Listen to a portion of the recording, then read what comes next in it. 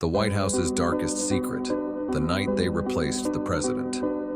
I saw the president change before anyone else. Minor slips at first, tiny erosions of habit, slight warps in personality, a transformation in slow motion.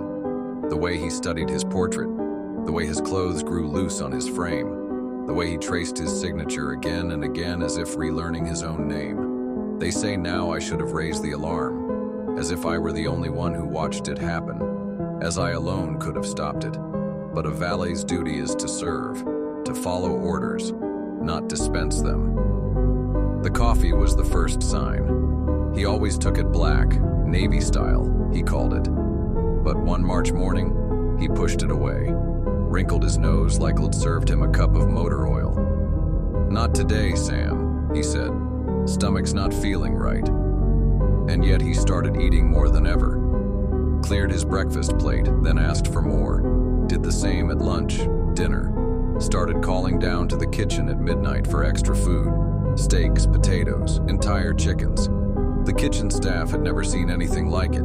Joked about finally having a president who appreciated their cooking. That's what made the weight loss so mysterious. His belt suddenly needed extra notches. His suits hung loose, his shoes slipped right off. Doctors filed through the White House for weeks.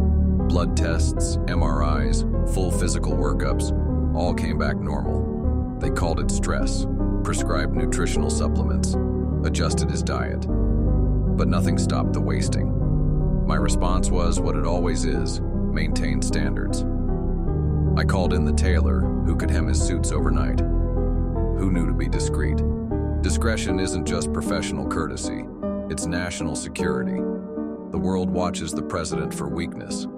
Joint Chiefs studying his handshake at security briefings.